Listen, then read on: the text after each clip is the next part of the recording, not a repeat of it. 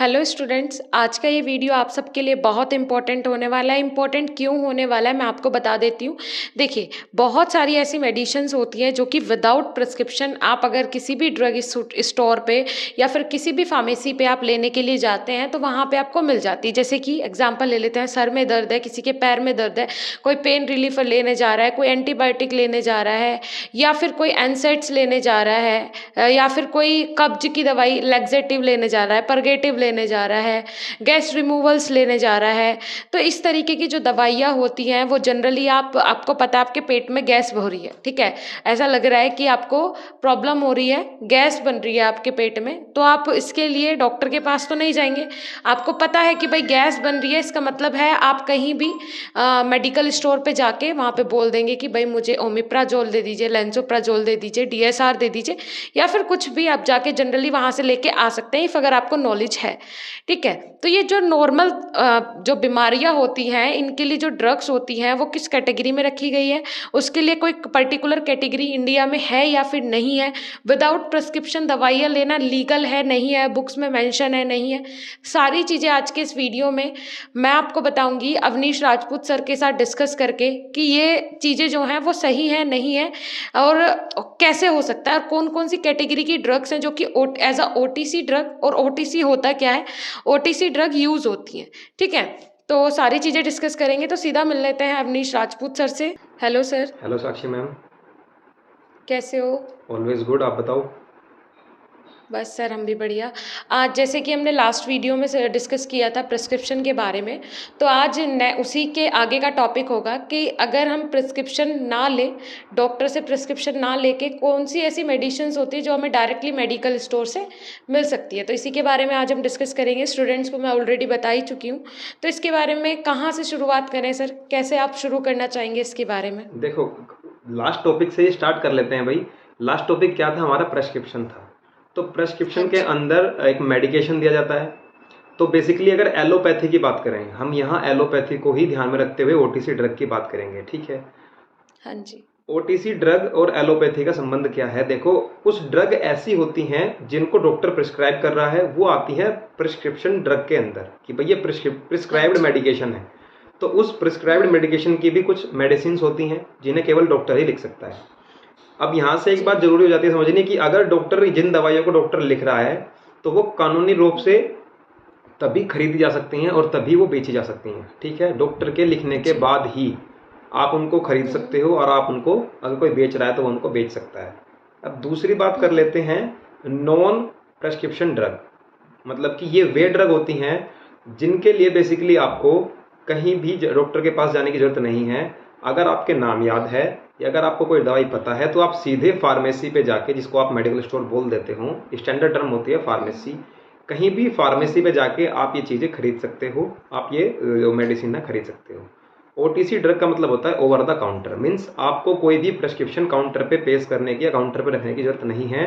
आपको सीधे खड़े होकर जाके अपनी बात बोलनी है, काउंटर के ऊपर बोलना है कि मुझे ये पर्टिकुलर ड्रग चाहिए, और वो फार्मासिस्ट आपको पर्टिकुलर ड्रग दे देगा। तो ये तो थी इसकी ओटीसी को प्रेस्क्रिप्शन से जोड़ते हुए बात। अब क्या होता है कि कुछ ड्रग ऐसी हैं, कुछ ड्रग ऐसी हो जाती हैं जो आप सभी जानते हो कि जरूरी नहीं है कि केवल हम फार्मेसी से ही खरीदें। कुछ ड्रग को आप अपने घर में भी रख सकते हो। ये अधिकार देता है हमें ड्रग कॉस्मेटिक एक्ट होता है, उसके अंदर जो शेड्यूल के होता है उसके अंदर कुछ होता है कि हाउस होल्ड भी आप कर सकते हो दवाइयों को। उसके लिए आपको किसी पर्टिकुलर लाइसेंस की जरूरत नहीं होती, ठीक है। ठीक ये है। बात भी समझनी यहाँ जरूरी हो जाती है।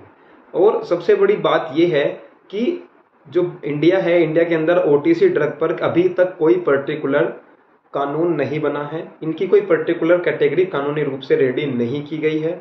कोई भी इसके लिए गाइडलाइंस भी रेडी नहीं की गई हैं।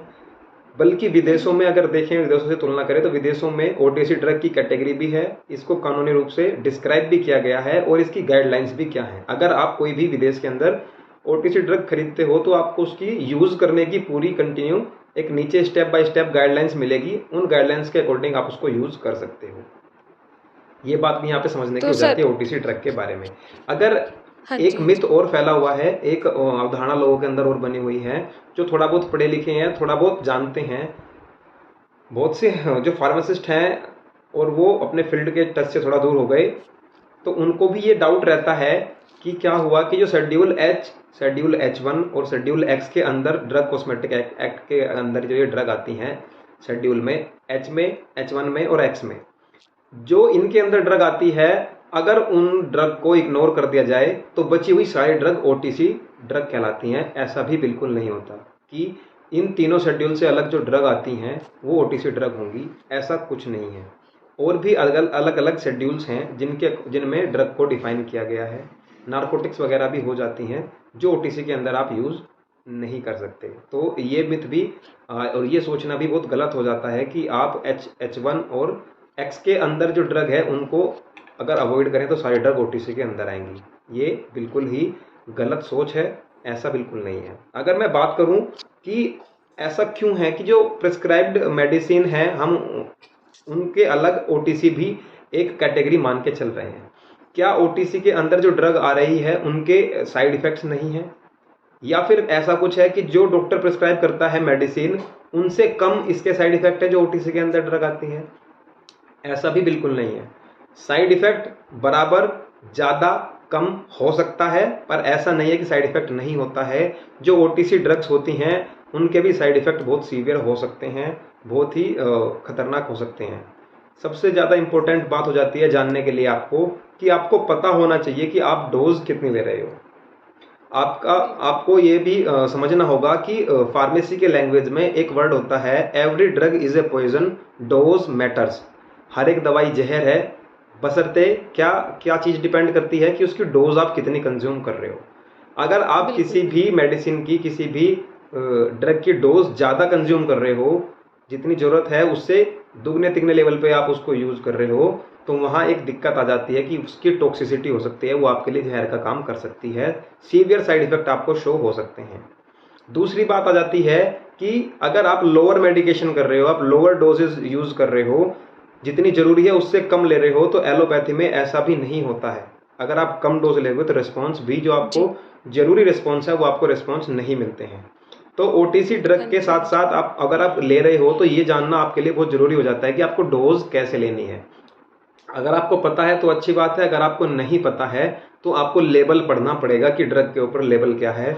एक स्टडी बताती है कि लगभग 60% लोग ही ड्रग का लेबल पढ़ते हैं इंडिया के अंदर कि इस ड्रग पे लिखा हुआ क्या है। और दूसरी बात ये भी दिक्कत आ जाती है, जो लेबल पढ़ते हैं उनको भी पूरी नॉलेज नहीं मिल पाती। क्यों नहीं मिल पाती? क्योंकि जो OTC ड्रग्स हैं उनके ऊपर पूरी नॉलेज लिखी ही नहीं होती डोज के बारे में। जहाँ डोज का कॉलम होता है वहाँ लिखा होता है एज डायरेक्टेड बाई फिजिशियन। अब आप एक बात सोच सकते हो, जब ये OTC कैटेगरी के अंदर आ रही है तो ये एज डायरेक्टेड बाई फिजिशियन कैसे हो सकती है? हम कैसे पता लगाएं कि इसकी डोज क्या है? या तो उस पर डोज लिखी होनी चाहिए। ये सारी कमियां इसी वजह से हैं कि अब तक भारत में इसके ऊपर कोई कानून नहीं बना है, इसकी कोई कैटेगरी नहीं बनी है, इसकी कोई गाइडलाइंस नहीं है। जब गाइडलाइंस आ जाएंगी तो ये लेबलिंग पे भी आना स्टार्ट हो जाएगा। गाइडलाइंस के अंदर सारी चीज़ें होती हैं। इंडस्ट्रीज को भी इंस्ट्रक्शन दी जाते हैं कि आप इन पर्टिकुलर दवाई के ऊपर ये सारे लेबल इस तरीके से करेंगे। खैर, एक गुड न्यूज़ भी सुनने में आ रही है कि कुछ टाइम से कि इस पर OTC ड्रग पर एक कैटेगरी पर वर्क चल रहा है। आने वाले टाइम में पता चले, हो सकता है कि इसकी पर्टिकुलर कोई गाइडलाइंस आ जाए, इसके लिए कोई नियम कानून बन जाए। तो OTC ड्रग जो होती हैं बेसिकली किन किन आप उसमें यूज़ कर सकते हो, किन किन कैटेगरी है कुछ, उस कैटेगरी के अकॉर्डिंग आप उन्हें यूज़ कर सकते हैं। उससे पहले बता देता हूँ कि अगर आपको डोज पता है तो अच्छी बात है, डोज नहीं पता है तो अगर आप कंफ्यूज हैं लेबल पढ़ने के बाद, तो जो भी आप पर्टिकुलर मेडिकल स्टोर बोलते हो, जिसे फार्मेसी से, किसी पर्टिकुलर फार्मेसी से आप दवाई ले रहे हो, तो जो वहाँ रजिस्टर्ड फार्मासिस्ट है आप उससे उसकी डोज पूछ सकते हो कि इसकी डोज क्या है। ऐसा नहीं है कि केवल फिजिशियन ही आपको डोज बताने के लिए कैपेबल होता है। फार्मासिस्ट ने भी स्टडी की है, उसको भी सिस्टमिक सर्कुलेशन वगैरह सारे सिस्टम पता हैं, उसको भी डोज कैसे दी जाती है ये पता है, इफेक्ट, साइड इफेक्ट और एडवर्स इफेक्ट के बारे में उसको भी नॉलेज है। तो वो आपको डोज कैलकुलेट कर सकता है, करके बता सकता है, आपको डोज बता सकता है कैसे आप उसे लेंगे, किस टाइम लेंगे, क्या क्या चीज़ें अवॉइड करनी है, सब आपको वो पर्टिकुलर फार्मासिस्ट बता सकता है। तो आप उनसे पूछ सकते हैं। सबसे इम्पोर्टेंट बात ये हो जाती है कि आपको फार्मासिस्ट से पूछना चाहिए। फार्मासिस्ट एक नॉलेजेबल पर्सन होता है। उसके बाद अगर कैटेगरी की बात करूँ, किन किन कैटेगरी में ये होते हैं, देखो पर्टिकुलर मैं ड्रग का नाम तो आपको बता नहीं सकता कि भाई पर्टिकुलर ये ड्रग हो जाएगी कौन सी ड्रग हो जाएगी कि आपको ये ओटीसी के अंदर आएगी, पर मैं कुछ कैटेगरी आपके सामने बता सकता हूँ कि कुछ कैटेगरीज हो जाती हैं। जैसे कि आप मान के चलो कि जो एनाल्जेसिक्स होते हैं, मोस्टली एनाल्जेसिक्स जो हाँ होते हैं जी। वो ओटीसी अंदर, मतलब एनाल्जेसिक क्या, जो पेन किलर्स आती हैं, ठीक जी, है। जी, जी। आपने ये भी सुना होगा कि पेन किलर ज़्यादा खाना खतरनाक है। बिल्कुल, अगर आप एक हुँ। दो हफ्ते से ज़्यादा पेन किलर यूज़ कर रहे हो कंटिन्यू, तो आपके लिए टॉक्सिसिटी हो सकती है, आपके लिए वो साइड इफेक्ट शो कर सकता है। कोई भी ओटीसी ड्रग आपको 1 से 2 हफ्ते से ज़्यादा यूज़ करना ही नहीं है, ठीक है। 1 हफ्ते बिल्कुल। तक भी अगर कोई आपको दिक्कत आ रही है तो आपको फिजिशियन से संपर्क करना चाहिए, फिजिशियन के पास जाना चाहिए, डॉक्टर के पास आपको जाना चाहिए। दूसरा हफ्ता तो बहुत दूर हो जाता है, ठीक है। अब उसके हाँ बाद आ जी। जाती है दूसरी, मैं बात करूं कि कुछ एंटी एक्ने ड्रग आती हैं। एक्ने का मतलब होता है स्किन पे आपके दाग धब्बे हो जाते हैं, आप उसके लिए भी कोई ड्रग खा हुँ, लेते हुँ, हैं, हुँ। वो भी ओटीसी के अंदर आती है। और एंटी एलर्जिक ड्रग हैं, कुछ एंटासिड्स होते हैं, ये सारे बेसिकली आ जाते हैं। जो हुँ। कफ से रिलेटेड ड्रग्स होती हैं वे भी इसके अंदर आ जाते हैं, जो कफ को सप्रेस करती हैं, ठीक है। और बिल्कुल। और टर्म हो जाती है NSAID drug, non steroidal anti inflammatory. तो जो एंटी इन्फ्लामेटरी ड्रग होती हैं उनको भी हम ओटीसी ड्रग के अंदर रखते हैं। एंटी इन्फ्लामेटरी मतलब जो इन्फ्लामेशन को कम करती हैं। सूजन जी। वगैरह आ जाती है, आपने कभी भी देखा होगा, आपको कहीं भी किसी पर्टिकुलर अगर स्किन के ऊपर कहीं भी सूजन है तो आप डॉक्टर के पास जाते हो, एविल वगैरह खा लेते हो लेके उससे, या फिर सिट्राजिन वगैरह खा लेते हो। तो ये एंटी एलर्जिक और एंटी इन्फ्लामेटरी के अंदर आती है, आप इन सबको ओटीसी के अंदर यूज करते हैं। अब अगर आप इन बिल्कुल। ड्रग को यूज कर रहे हैं तो आपके लिए कुछ इंपॉर्टेंट चीजें जानना बहुत जरूरी है। ऐसा नहीं है कि ये बिल्कुल सेफ यूज है, ओटीसी ड्रग ऐसा नहीं है कि बिल्कुल सेफ यूज है। सेफ यूज आप मान सकते हो, पर ये मान के नहीं चल सकते कि इनका रिस्क नहीं है। देखो, रिस्क जरूर जी। है, सेफ यूज भी है तो उनका रिस्क भी है, ठीक है। रिस्क को आप नहीं भूल सकते। रिस्क किन किन केसेस में हो सकता है, अगर आप कोई भी ओटीसी ड्रग लेके आए और आपने बिना वो बच्चे का बॉडी वेट देखे, बिना कुछ भी देखे अपने बच्चे को ड्रग दे दी, वहां पे दिक्कत हो सकती है। कि हो सकता है कि वो पर्टिकुलर ड्रग एडल्ट के लिए, आप वो पर्टिकुलर ड्रग थी और आपने वो बच्चे को दे दी बिना डोज को कैलकुलेट करे, बिना किसी फार्मासिस्ट से बिल्कुल। पूछे। या फिर हुँ, आप कोई हुँ। भी ओटीसी ड्रग लेके आते हैं घर पे और उसको आप दे देते हैं किसी भी पर्टिकुलर, जो आपके घर में सपोज प्रेग्नेंट वुमेन है, उसको कोई दिक्कत हो रही है, हुँ, हेडेक हुँ। वगैरह हो रहा है या फिर फीवर वगैरह हो रहा है, तो बिना डॉक्टर की सलाह लिए प्रेग्नेंट वुमेन को ओटीसी ड्रग प्रेस्क्राइब करना या देना आपके लिए सेल्फ मेडिकेशन बहुत ही गलत है। ऐसा आपको बिल्कुल नहीं बिल्कुल। करना है। या फिर जी, कुछ जी। पेशेंट ऐसे होते हैं जो ज़्यादा ओल्ड एज में जा चुके हैं, उनको भी आप ये ओटीसी ड्रग लाए और ऐसे ही सीधे ओटीसी ड्रग प्रेस्क्राइब आपको खुद से नहीं करनी है, डॉक्टर से ही पूछना है इन केसेस में। और एक केस हो हाँ जाता जी। है कि अगर आपके घर में कोई पेशेंट है जो प्रिस्क्राइब्ड मेडिसिन खा रहा है, डॉक्टर ने उसको कुछ पर्टिकुलर मेडिसिन लिखी है वो खा रहा है, लेकिन फिर भी आप क्या कर रहे हो, ओटीसी ड्रग और कोई अदर ओटीसी ड्रग लेके आते हैं और वो आप उस पेशेंट को खिलाना शुरू कर देते हैं। ऐसा बिल्कुल नहीं है कि ओटीसी ड्रग बिना प्रिस्क्रिप्शन के खरीदी जाती है या बेची जाती हैं तो डॉक्टर उनको प्रिस्क्रिप्शन पे नहीं लिख सकता। ऐसा हो सकता है कि वो पर्टिकुलर ड्रग किसी अदर ब्रांड के नेम से डॉक्टर ने उस अपने मेडिकेशन जो लिखा है प्रिस्क्रिप्शन उसके अंदर लिख दी हो, तो उसकी हुँ, हुँ। ओवरडोज हो सकती है। ऐसा करना भी गलत बिल्कुल। है। तो ओटीसी ड्रग सेफ जी। यूज होती हैं लेकिन रिस्की भी हैं, रिस्क को आपको अवॉइड नहीं करना है। सबसे बड़ी बात क्या है, अगर आप इनको 1 से 2 हफ्ते तक यूज कर लेते हो तो कुछ कैटेगरीज ऐसी हैं जो आपको हैबिट भी फॉर्म करा सकती हैं। कुछ ड्रग ऐसी बिल्कुल। होती हैं जो आपको स्लीपिंग एड्स होते हैं, सोने में हेल्प करती हैं। अगर आप कंटिन्यू मेडिकेशन करते हो, उनको कंटिन्यू कंज्यूम करते हो 1-2 हफ्ते तक, तो आपको उनकी हैबिट हो सकती है। तो ये क्या, एक तरह से बिल्कुल। अगर ड्रग की हैबिट हो गई तो हैबिट हो जाना ड्रग की बहुत गलत होता है। ये हैबिट फॉर्मिंग या फिर ड्रग एब्यूज के अंदर आ जाता है। दूसरी जी, बात, जी, अगर जी।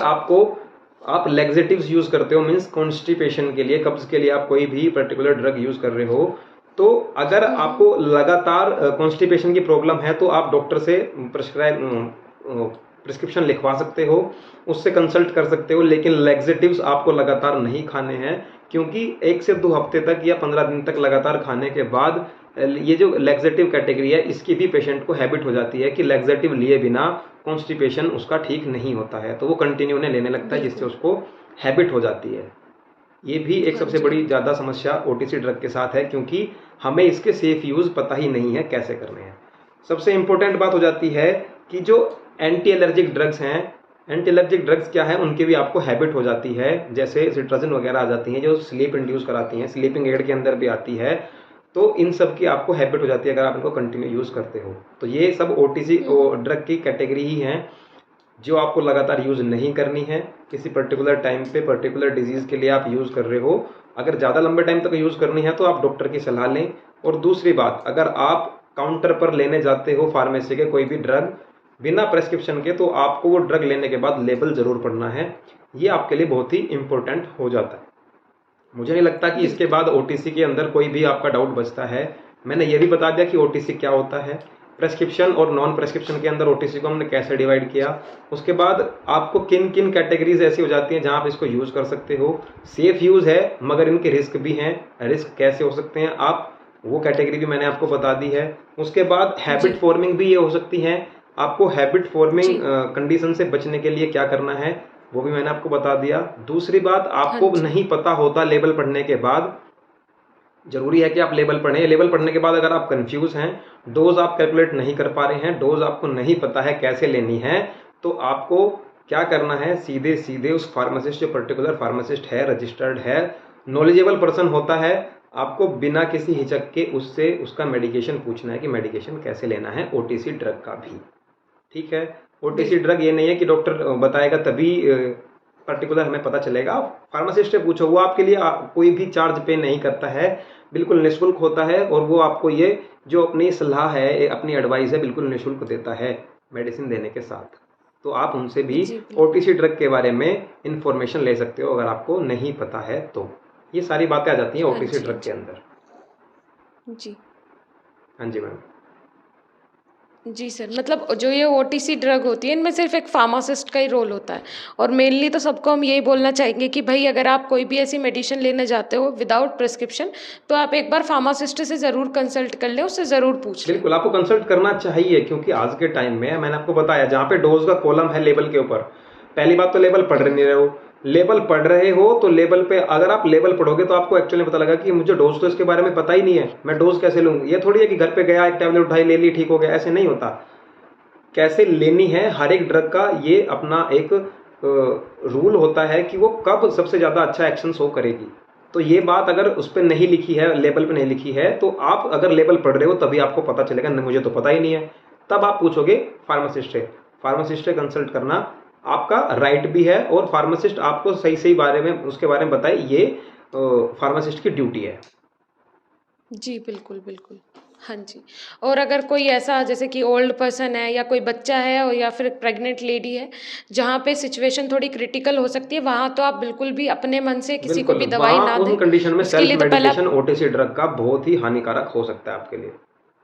जी बिल्कुल। बिल्कुल तो मैम। वहाँ तो ओटीसी मेडिसिन बहुत रेयरली ही आप यूज़ कीजिए, अदरवाइज फिजिशियन से ही वहाँ तो आप कंसल्ट करके हाँ जी, हाँ जी, मेडिकेशन या बिल्कुल। फिर प्रिस्क्रिप्शन के थ्रू ही आप लीजिए मेडिसिन। बिल्कुल जी, इसके अलावा सर कुछ बचता है इसमें? भाई, अकॉर्डिंग टू माय नॉलेज तो इसके अलावा मुझे तो लगता नहीं कुछ बचता है। अगर फिर भी बच्चों को कोई डाउट रह जाता है वो कमेंट कर सकते हैं। उसके ऊपर अगर मुझे नॉलेज नहीं होगी तो मैं कहीं से नॉलेज कलेक्ट करके, किसी से पूछ के, या फिर किसी भी तरह से बच्चों के लिए नॉलेज, जो सही सटीक नॉलेज है वो बच्चों को देने की कोशिश करूँगा। बिल्कुल सर, बिल्कुल। Thank you so much sir. और स्टूडेंट्स आप लोगों को भी मैं बोलना चाहूँगी, जैसे कि सर ने बोला, अगर कोई भी डाउट होता है, कोई भी आपको लगता है कि आपका कोई क्वेश्चन है, कोई डाउट आपका छूट गया है, बच गया है, आपके मन में कोई डाउट है, कमेंट सेक्शन में कमेंट कीजिएगा, उसका रिप्लाई आपको ज़रूर दिया जाएगा। अगर कोई ऐसा लगेगा हमें भी कोई जेन्युइन डाउट है, तो उसके रिगार्डिंग हम दोबारा से एक न्यू वीडियो बना लेंगे। Okay sir, thank you so thank much. You ma'am. Okay, so जैसे कि आपने देखा, सर ने आपको बताया ओटीसी ड्रग क्या होती है, कैसे यूज़ होती है, ओटीसी का मतलब क्या होता है, कौन कौन सी कैटेगरी की जो ड्रग्स हैं वो विदाउट प्रिस्क्रिप्शन आप यूज़ कर सकते हैं, किन किन सिचुएशंस में बिल्कुल यूज़ नहीं करना चाहिए, अगर यूज़ भी करें तो फार्मासिस्ट की सलाह लेके करनी चाहिए। सारी चीज़ें, सारे डाउट्स आपके हो गए होंगे क्लियर। उसके बाद मैं आपको बोलना चाहूँगी स्टूडेंट्स, इसी तरीके से हमारे प्लेटफॉर्म पे, हमारे बीएसपी फार्मेसी एप्लीकेशन पे आप लोगों की डिमांड के बाद Avnish Rajput sir live class भी ले रहे हैं।